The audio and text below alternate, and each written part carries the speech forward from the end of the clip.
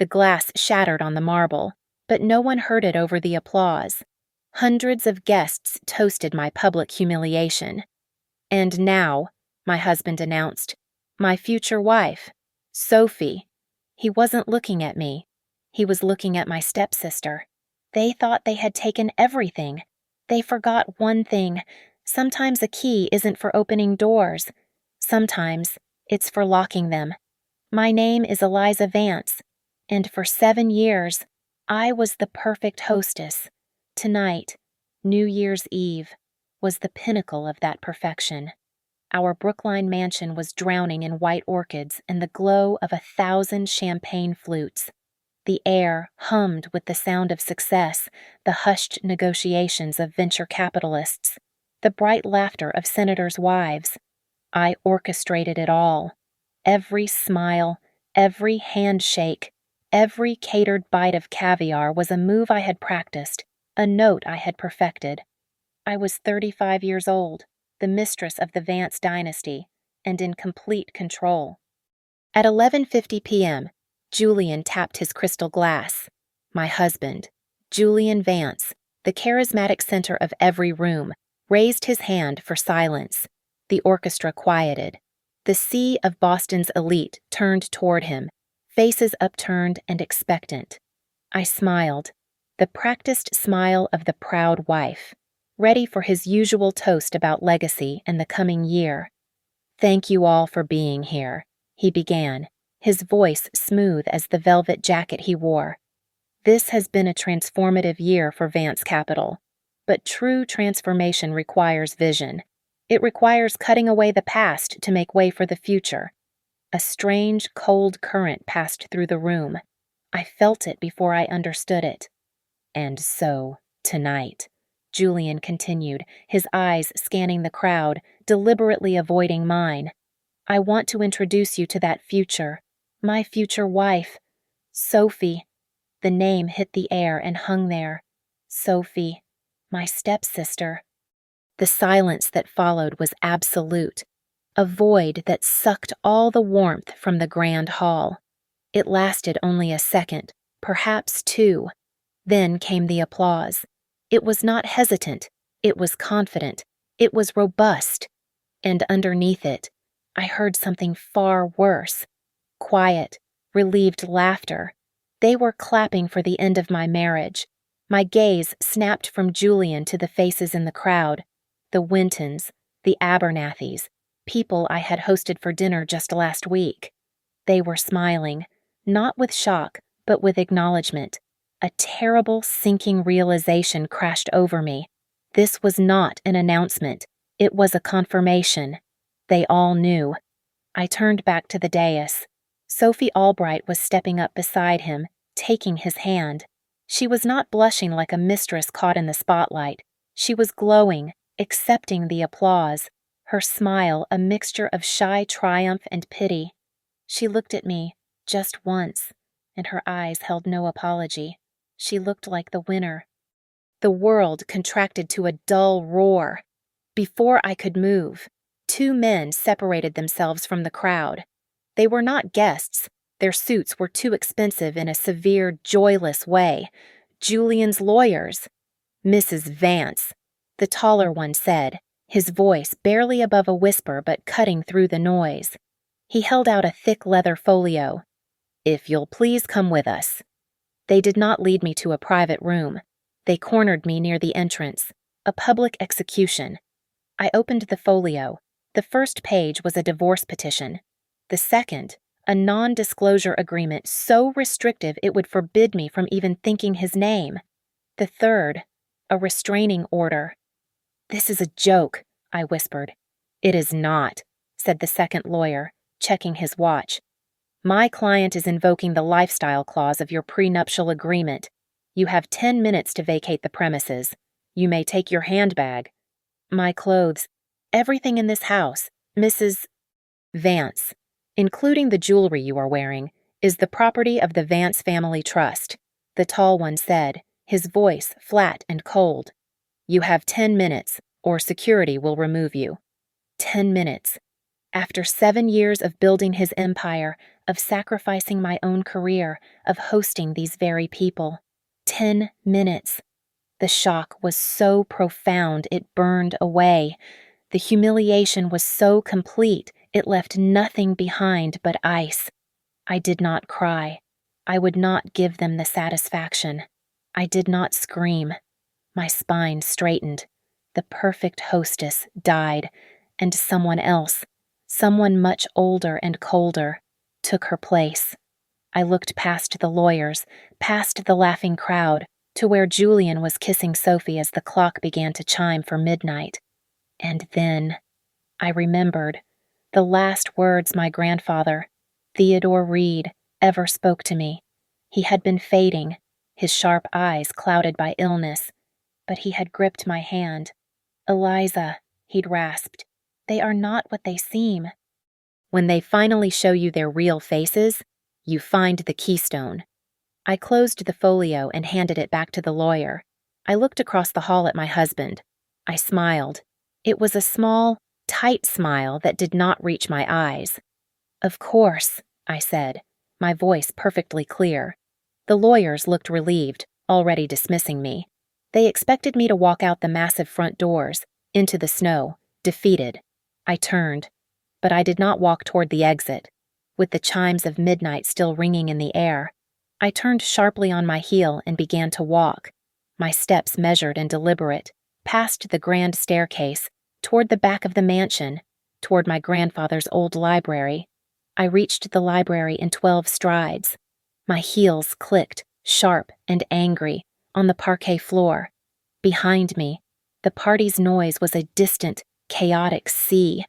I heard Julian's voice rise above it, no longer charming, but sharp with confusion. "Eliza, where is she going?" I didn't hesitate. I pushed open the heavy, carved oak doors and slammed them shut. The old brass bolt, the size of a man's forearm, was stiff. I threw my entire weight against it, ramming it home. The sound echoed in the sudden tomb-like silence. The library was the one room in the house Julian never touched. It was my grandfather's sanctuary, and by a clause in his will, it remained exactly as he had left it. Julian hated the smell of old paper and leather. He called it a dead space. To me, it was the only living part of the mansion. Heavy footsteps pounded down the hall. They stopped outside. "Eliza," Julian shouted, his voice muffled by the thick wood. "Open this goddamn door right now. Security is on its way." I ignored him and ran my hands along the central fireplace, my mind racing. A keystone. A literal stone. I scanned the carved mantel, the granite hearth. Nothing. The doorknob rattled, a violent metallic sound, then a heavy thud, as if a shoulder had slammed against it. "Don't be a child. Eliza, you have nowhere to go." My eyes darted to the shelves. Thousands of books, a lifetime of collecting. Find the keystone. My grandfather's voice. He wasn't a mason. He was a scholar. It wasn't a stone. It was a book. I ran to the philosophy section, my fingers tracing the worn leather spines. Plato, Aristotle, and there, a dark red volume. Its spine faded. Meditations, by Marcus Aurelius, my grandfather's favorite. My hands were shaking, but I pulled it. It didn't stick or trigger a lever. It slid out smoothly. Behind it, where a hollowed-out cavity should have been, was a small, flush-mounted digital keypad, its black surface gleaming in the lamplight. "We know you're in there," a new voice yelled, deeper, more professional, the head of Julian's security detail. "Mrs. Vance, we are authorized to use force." The doorknob twisted violently, the sound of metal straining. They were trying to break the lock. The code. My mind went blank. His birthday. It had to be. I punched in the numbers. August. 1, 9, 3, 4. A deep, mechanical click resonated, not from the wall, but from the floor beneath my feet. It was the sound of heavy bolts retracting, the entire bookshelf a 400-pound mass of solid oak, brass, and thousands of books groaned. It began to slide, impossibly, silently, to the left, revealing a narrow, pitch-black void framed by a thick steel door. Another deafening crash against the library door. I could hear the wood splitting. I didn't wait. I slipped into the darkness. My hand frantically searched the cold, steel wall inside. I found a large, flat, rubber button and slammed my palm against it. With a pneumatic hiss, the bookshelf slid back into place, sealing with a heavy, final thud that felt like the closing of a vault. A split second later, the library door burst open. I heard it crash against the inner wall. I heard the wood splinter through the steel. I heard Julian's enraged, confused shout. Where is she? Find her, check the windows. I stood in total darkness, my heart beating so hard I thought my ribs would break. I was breathing in cool, dry air that smelled of ozone and machinery. My fingers fumbled along the wall until they found a standard light switch. I flipped it. The room flooded with harsh, white fluorescent light. My breath caught in my throat. This was no panic room. This was a command center. The walls were reinforced concrete. A complex air filtration system hummed steadily in the corner. Along one entire wall, a bank of computer servers blinked with quiet, green, and amber lights. Shelves were neatly stocked with enough vacuum-sealed food and bottled water to last for months. It was a hardened, modern, independent office, buried in the foundation of the house, and on the sleek, modern desk in the center of the room, there was a single, thick, cream-colored envelope. My name, Eliza, was written on the front in my grandfather's familiar, sharp handwriting. I stood for a long moment, just breathing. The hum of the servers was the only sound. The room was utterly soundproof. The chaos from the library, the shouting, the party, all of it was gone. It was as if I had stepped out of my life and into this cold, clean, white space. I was safe. For now. My eyes fell to the teak desk. The envelope was thick, expensive cardstock. My name, Eliza, was the only thing on it, written in his strong, familiar script. My fingers trembled as I broke the seal. Inside, a single sheet of matching stationery. My dear Eliza, it began. If you are reading this, it means the Vances have finally made their move. I am sorry I am not there to see you through this, but I have left you what I can. Trust nothing they say. Trust no document they have given you. Their entire world is built on lies. Your father learned that too late. I have spent the last 10 years ensuring you would not. My breath hitched. 10 years. They will try to throw you out. The letter continued. They believe they own everything. They are wrong. Look behind the portrait of your grandmother on the far wall. The code is the day your father left us. The day they took him. I turned. A simple, severe portrait of my grandmother, a woman I'd never met, hung on the concrete wall. It looked completely flat, but when I pushed, the canvas frame clicked and swung open, revealing a small, dark gray safe. The day they took him, my father's climbing accident. My fingers were cold as I typed in the date. May 14, 2, 0, 1, 3. The safe beeped softly and the door unlatched. Inside, there was no jewelry, no gold, just 3 items. Stacks of $100 bills, neatly bound. I counted them quickly. $100,000 in cash. Beside it, a black, bulky satellite phone with a charger. And beneath that, a single folded legal document, bound in a blue ribbon and sealed with the dark red wax of my grandfather's signet ring. I left the money and the phone. I took the document. My heart was hammering against my ribs. A dull, heavy beat. I broke the seal. It was not a will. It was not a letter. It was a deed. I read the legal language, my mind, trained in investment analysis, cutting through the dense text.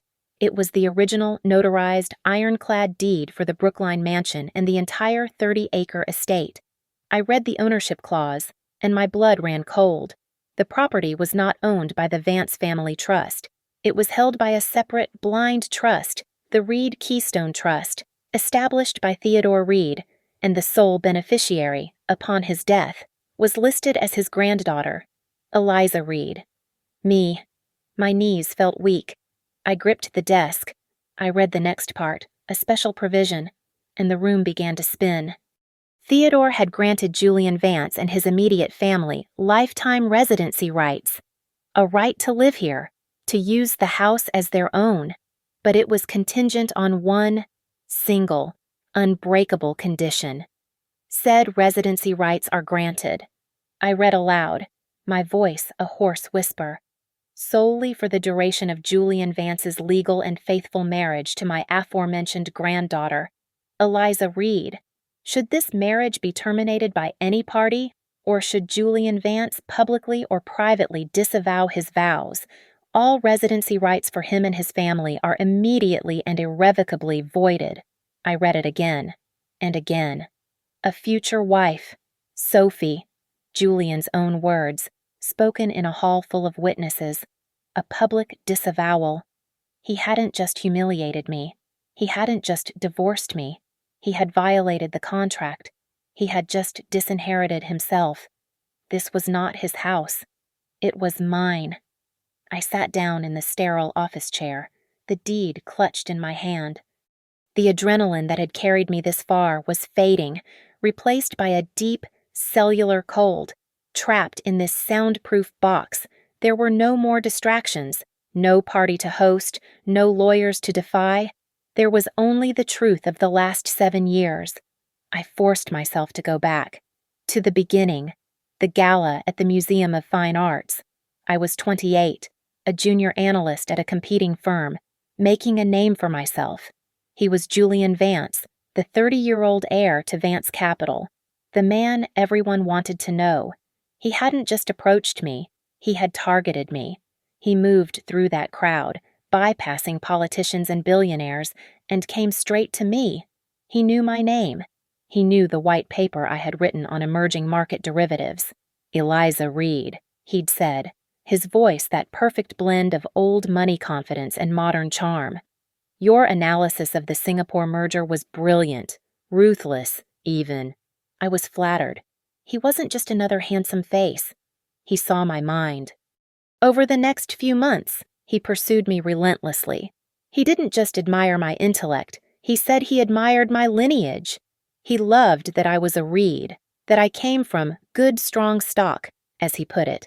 He said he needed someone with my integrity and insight at Vance Capital. He offered me a position I couldn't refuse, senior strategist, working directly with him. I left my firm. I poured my life into his. I helped him structure the deals that made him a titan. We were the golden couple, the power duo of Boston finance. When he proposed a year later, it felt like the logical, triumphant conclusion. And Sophie, my stepsister, always the shadow, the drain. I remembered the endless emergencies, the rehab stints, the gambling debts, the tearful late-night calls. Sophie, who always seemed to relapse just when I was happiest. And Julian, he was always the one to handle it. He would calm her down, wire her the money, find her a new clinic. She's your family. Eliza, he would say, stroking my hair. She's just broken. We have to be kind. I'd loved him for it. I'd seen it as profound compassion, a sign of his depth. Now, sitting in the fluorescent glare of the bunker, I saw it for what it was. Not kindness, maintenance. He was maintaining an asset. My mind snagged on a detail, a tiny, insignificant crack in the perfect facade. Our first meeting, that gala. He had sought me out. I counted back the years. The gala was in March, 7 years ago. My father's accident, my God. My father's climbing accident was 10 years ago. But his estate, tangled in red tape, had finally been settled just 1 month before that gala. The centerpiece of that estate was the insurance payout, a massive, life-changing sum, $20 million. I was young then, overwhelmed by grief and sudden wealth, and a charming, brilliant new acquaintance named Julian Vance had offered his friendly advice. He'd advised me to roll the entire sum into one of Vance Capital's new private equity funds. He called it Securing My Future. It had been one of his first major independent deals, the one that put him on the map. The air left my lungs. Our meet-cute wasn't a meeting. It was the final step in a transaction. He had secured my father's money, and the next logical step was to secure the heiress. He didn't marry me for my mind, or my lineage, or my love. He married me to control the capital, to ensure the quiet, grieving daughter of the man whose money he was using would never, ever think to look too closely at the books. My 7-year marriage hadn't been a partnership. It was a hostile takeover, and I was the last, most valuable, and most overlooked asset to be acquired. My hands, still holding the deed, were shaking. I placed the document on the desk, a solid, tangible piece of my new reality, and turned to the wall of blinking green lights. The servers. The quiet, steady hum of my grandfather's real legacy. The family had always called him eccentric. My mother, his own daughter, had used the word paranoid. Julian, with his dismissive charm, had called him a brilliant engineer who sadly lost his grip after my grandmother died. They had all painted him as a recluse, a man obsessed with security systems and lost in the past. I looked around the concrete-lined room. He wasn't paranoid. He was meticulous. I sat at the main workstation. The chair was ergonomic, functional. I touched the spacebar, and the large monitor flickered to life. The desktop background was not the default blue screen or a calming landscape. It was a photograph. A single, scanned, slightly faded color photograph. The setting was a boat, a large yacht, judging by the teak decking and the endless blue water behind them. 4 people, squinting and smiling in the bright sun. My eyes found him first. Julian. He was younger, perhaps in his mid-20s, his hair longer, but the smile was the same, that confident, predatory flash of white. He had his arm slung casually around Sophie, my stepsister, looking barely 20, thin and sun-kissed, gazing up at Julian with an adoration that turned my stomach. And standing next to Julian, his hand gripping his son's shoulder, was Marcus Vance, the patriarch, the silver-haired, ruthless founder of Vance Capital, a man I had only ever met at formal dinners, a man who radiated cold, absolute power. My heart stopped, my breath caught in my throat, because there was a 4th person, standing shoulder to shoulder with Marcus Vance, his own arm slung chummily around the older man's neck, was my father. He was grinning, his face tan from the sun, a champagne flute held high. He wasn't the serious, overworked man I remembered from my college visits. He looked relaxed, happy. They didn't look like rivals or distant acquaintances. They looked like partners. They looked like the closest of friends. I leaned forward, my fingers touching the cold screen, tracing the outline of my father's face. Why had he lied? He had always told me he despised Marcus Vance, that he was new money and a shark. Then I saw it. In the bottom right corner, a faint blue timestamp printed by the camera. May 12/2/0/1/3. A roaring sound filled my ears. I knew that date. I knew the dates that followed it. I recited them in my head, a dark catechism I had lived with for a decade. May 12th. The picture. May 13th. May 14th. The accident. The day my father's carabiner allegedly failed. The day he fell from a cliff on a solo climbing trip in the Andes. This picture. This moment of celebration. It was taken 2 days before he died. The lie wasn't 7 years old. It didn't start at a gala. It started on a boat, a decade ago. And Julian, his father, and my stepsister were all there, smiling. Just 48 hours before my father was erased, the photograph was a lock. The system, a vault. I clicked the mouse, and the image vanished, replaced by a simple, black login screen. Theodore Reed Archive. It read in a stark, sans serif font. Below it, a single-field password. This was it, the digital labyrinth. My grandfather wasn't just an engineer, he was a data security expert. This system would be impenetrable. I felt a surge of despair. What good was this room if I couldn't access its secrets? I looked at the desk. Next to the keyboard was a small, black, leather-bound notebook, the kind he always carried. I flipped it open. It was almost empty, just filled with engineering schematics. But on the very first page, a single line was written in his precise hand, a hint. The Vance price. My fingers flew across the keyboard. What was the price they valued above all? I typed, money access denied. I typed, power access denied. I tried greed, legacy, control, access denied, access denied, access denied. I slammed my hand on the desk. The cold, sterile room felt like a trap. I was so close. I leaned back, forcing myself to breathe. The Vance price. What did they pay? Or what was their price? My eyes drifted from the blank screen to the letter still sitting on the desk. My name on it. I looked back at the monitor, where the login screen had reset, bringing back the haunting photograph of my father, smiling, blissfully unaware, next to his executioners. My father. The letter. Me. My father had paid with his life. Julian had taken my inheritance. They had tried to take my home. They had built their empire on my family's ruin. What was the ultimate price? I looked at my name on the envelope again. Eliza. My grandfather's letter.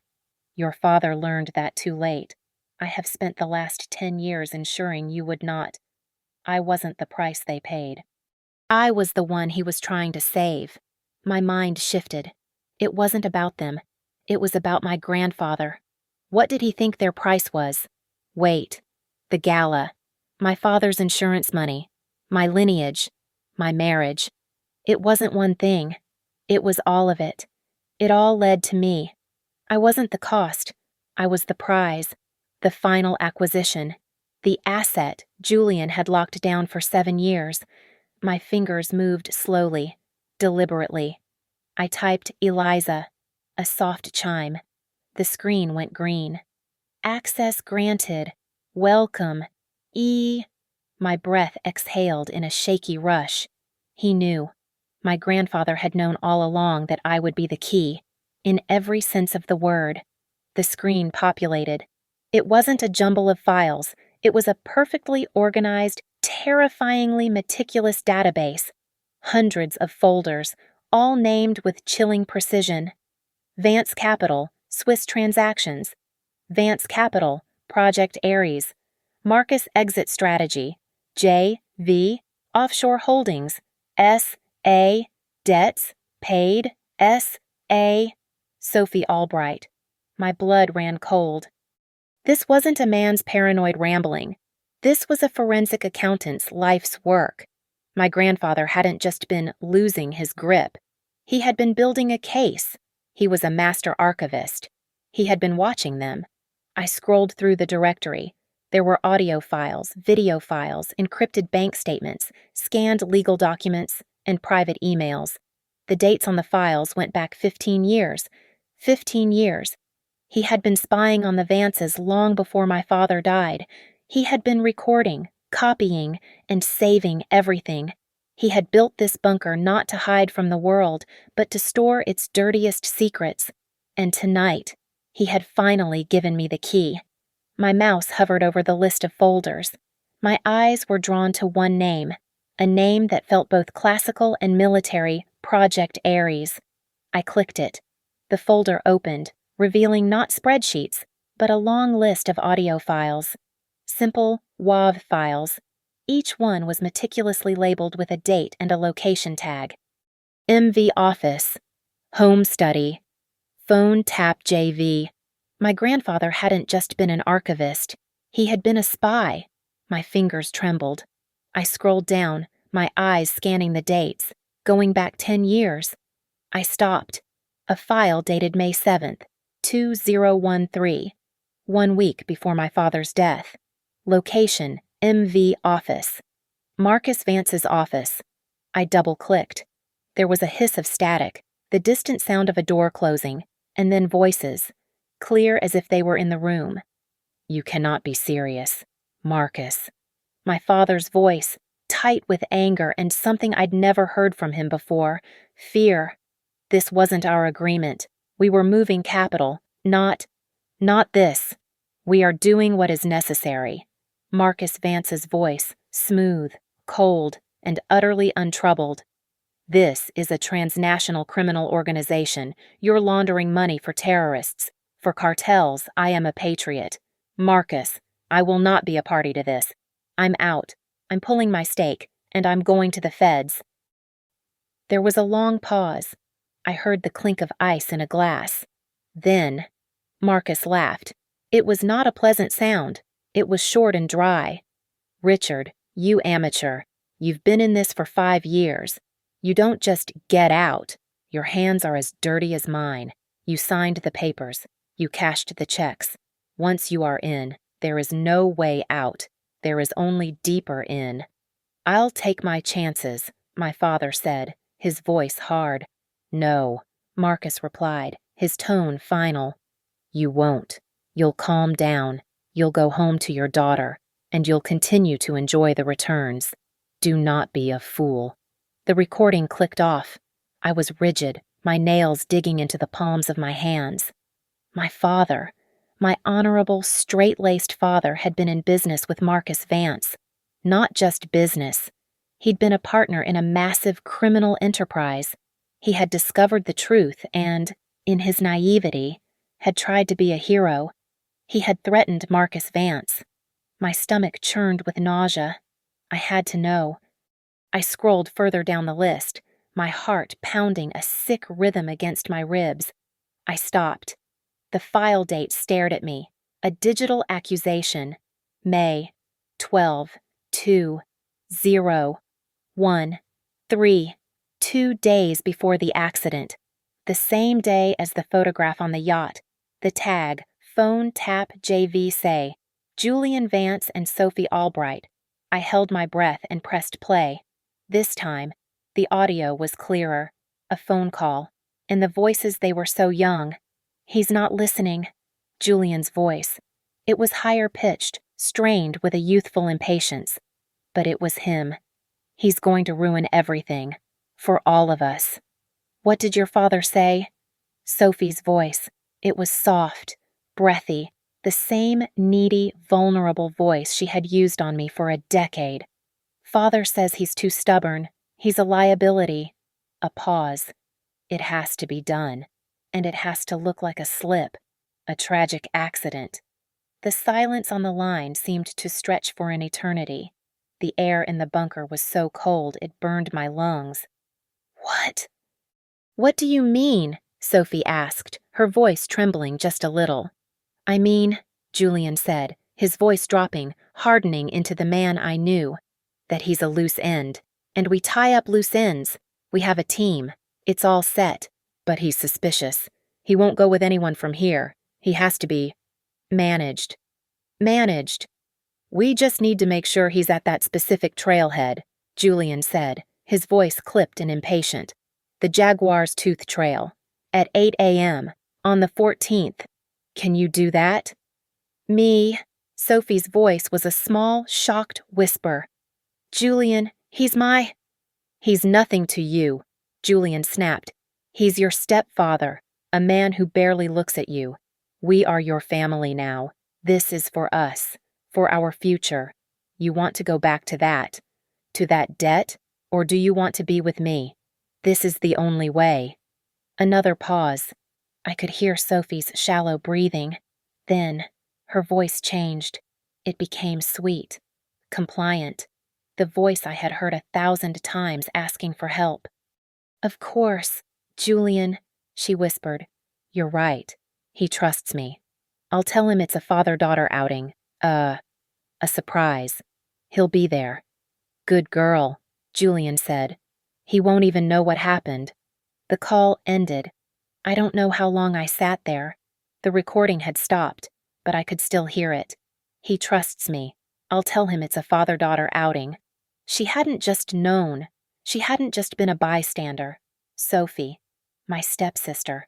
She had been the bait. She had personally, sweetly, lovingly lured my father to his own murder. The bile rose in my throat, hot and acidic. I stumbled away from the desk, bracing myself against the cold concrete wall, and retched. There was nothing to come up. It was a dry, agonizing heave of pure, undiluted truth. "He trusts me." Sophie's sweet, poisonous voice echoed in the soundproof room. After a moment, I forced myself back to the chair. The rage was so cold it felt like a physical weight in my chest. I wasn't just betrayed. I was the audience to a crime I never knew had happened. My eyes found the next folder on the list. S.A. Debts. I clicked it. It was not a single file. It was a library. My grandfather, with his relentless forensic precision, had compiled every sordid piece of my stepsister's life. Scanned bank statements, all of them deep in the red. Final demand notices from casinos in Vegas and Macau. Threatening, typo-filled emails from offshore sports betting sites. Invoices from exclusive private rehab clinics in Switzerland and Malibu, all marked services discontinued, non-payment. This was the broken woman Julian had claimed to pity. This was the family he'd insisted we support. Sophie hadn't just been in debt. She was drowning in it. The total was staggering, clicking up as I opened file after file. Over $2 million, a hole so deep she would have done anything, sold anyone, to climb out. And the Vances had known. They hadn't been helping her. They had been tracking her. This file wasn't a record of their kindness. It was an opposition research file. They had watched her spiral, perhaps even encouraged it, letting the pressure build until she was a perfect, desperate tool, ready to be used. They knew she was a loaded gun they could aim at anyone, and they had aimed her at my father. I clicked on the last file in the folder. It was not a demand or an invoice. It was a receipt. A single wire transfer confirmation from a shell corporation I'd never heard of, Ares Global Holdings, to an untraceable account in the Cayman Islands. The amount, $2 million, even. The date of the transfer, May 15th, 2013. One day.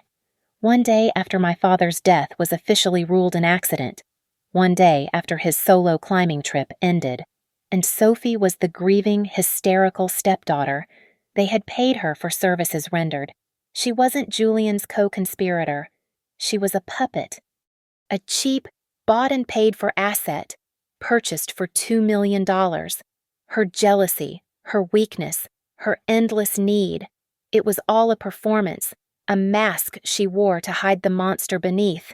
And Julian, a new, more profound horror settled over me. His pursuit of me, his admiration for my mind. His proposal. It wasn't about love. It wasn't even just about my father's $20 million insurance payout. That was just the seed money. They had murdered my father to silence him and absorb his stake in their criminal enterprise. They had paid Sophie to be the lure, but that left one final loose end. Me, the heir to the Reed name.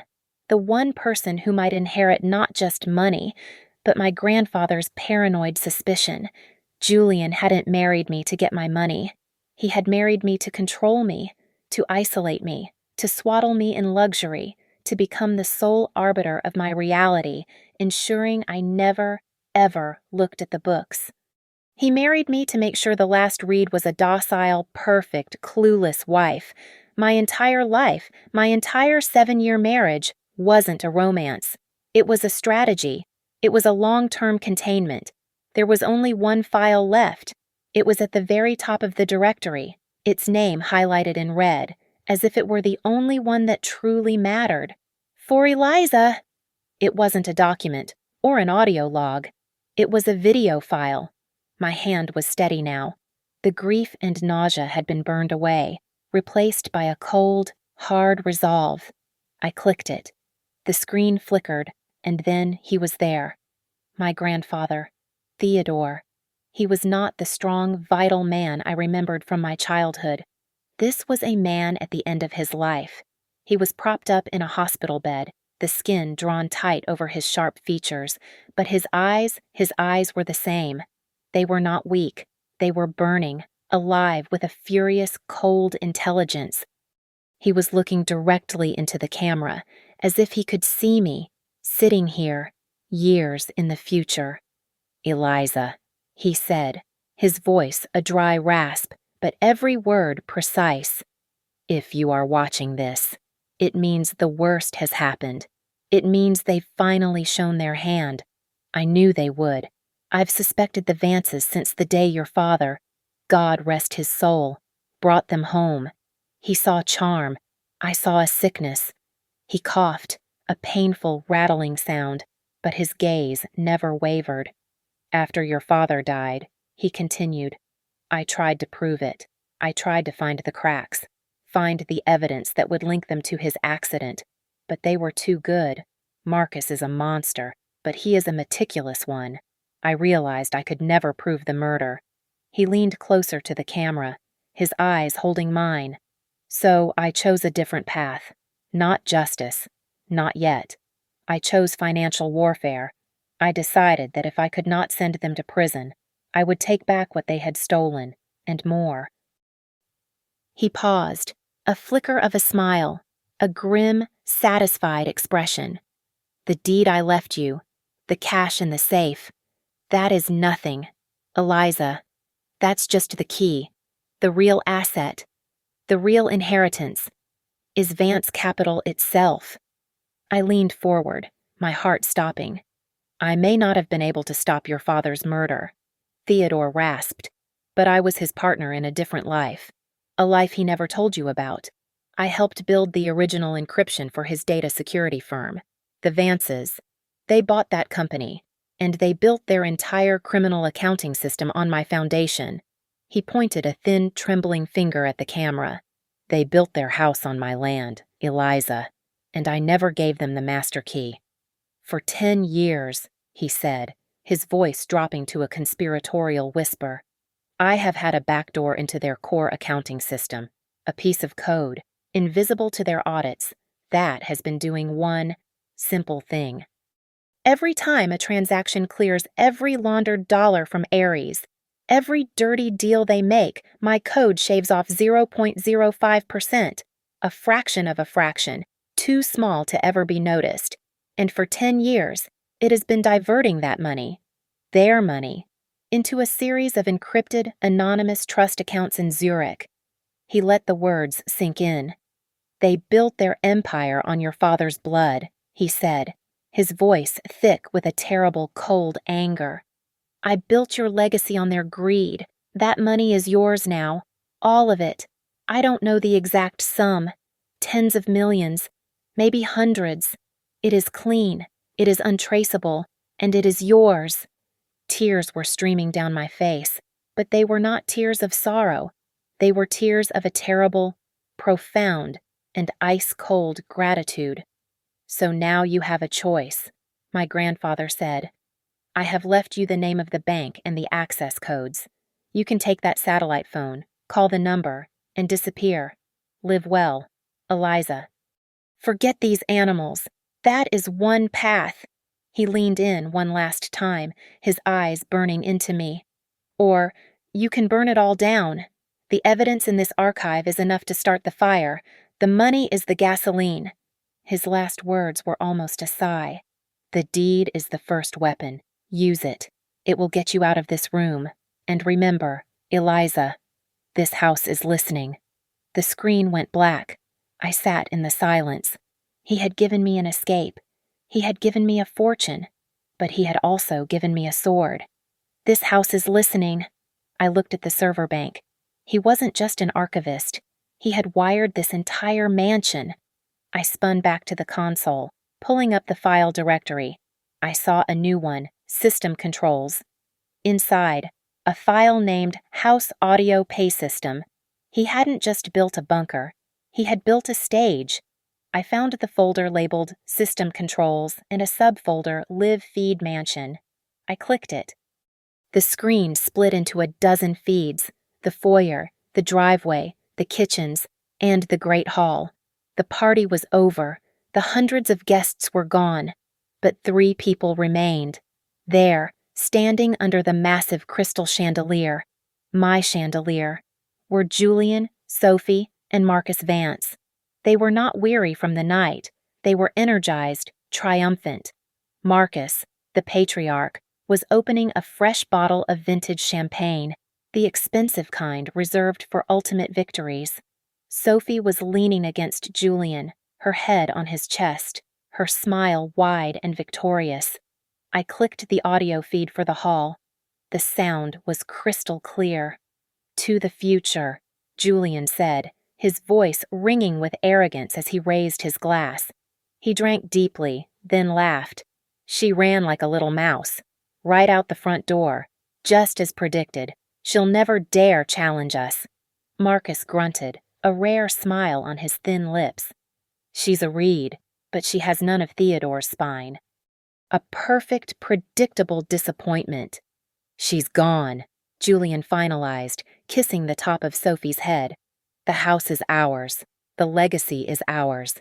It's finally done." My hand went to the black, heavy satellite phone. My grandfather had given me a choice run, or burn it all down. I picked up the receiver. The line hummed, clear and secure. My first call was not to Zurich. It was domestic. I dialed 911. A calm dispatcher's voice answered. 911. "What is your emergency?" My voice was low, steady, and chilled with a purpose that felt absolute. "My name is Eliza Vance. My address is 212 Beacon Hill Drive.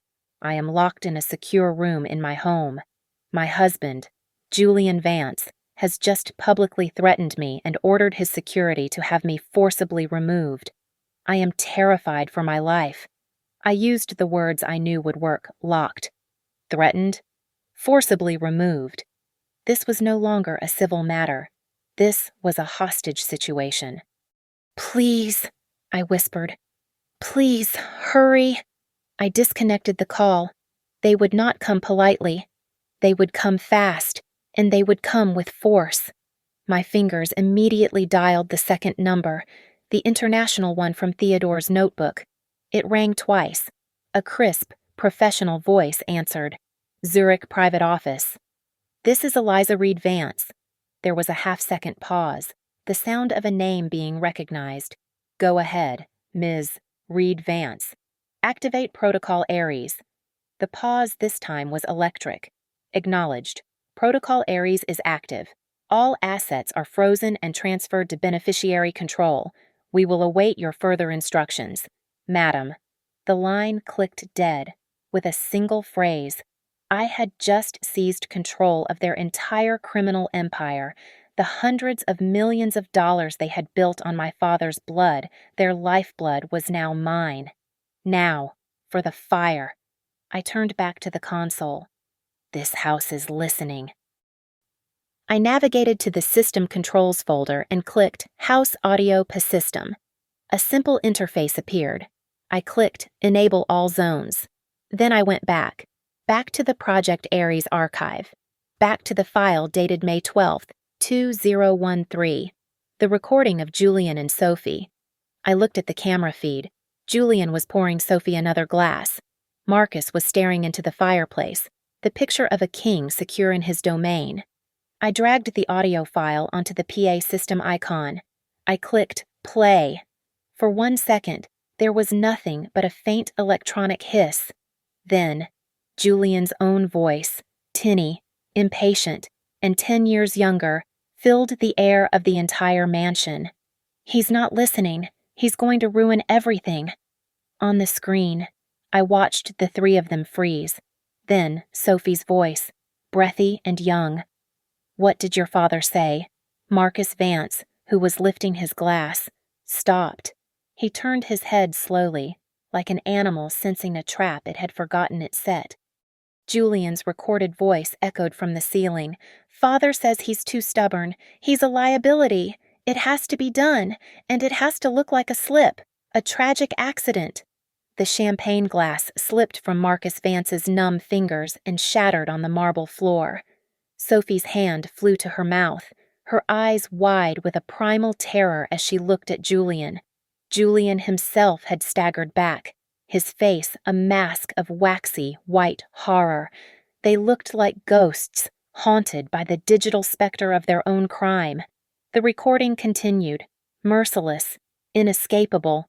We just need to make sure he's at that specific trailhead. The Jaguar's Tooth Trail, at 8 a.m., on the 14th. Can you do that?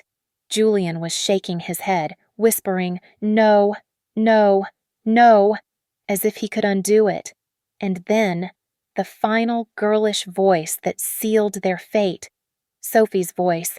Of course, Julian. He trusts me. I'll tell him it's a father-daughter outing. As that last damning sentence hung in the air, I pressed the large rubber button on the wall to open the door. The bookshelf slid away with a heavy pneumatic hiss. At the exact same instant, the night outside exploded with the sound of sirens. Not one, but multiple, converging on the house, their red and blue lights flashing against the windows of the great hall. The cold, sharp January air of the library hit my face as I stepped out. I walked through the ruined, splintered library door, the sound of my heels sharp and final. I heard the front door crash open. Boston PD hands where I can see them, down on the ground. I walked into the hall. The police were flooding in, weapons drawn, shouting at the three paralyzed figures. Julian, Sophie, and Marcus stood frozen, trapped between the police force at the door and me in the hall. The audio of their plot was still playing, a looping soundtrack to their destruction. I held the original, wax-sealed deed in my hand. The money, the accounts, the archive that was all for the war to come. This was for the battle I was winning tonight. I walked past them. I didn't look at Sophie, or the trembling, defeated form of Marcus. I walked directly to my husband. He was staring at me, his eyes no longer charming or angry, but hollow with the absolute certainty of his end. I stopped just inches from him, so close I could feel the cold radiating from his skin. I held up the deed. "Get out of my house," I said.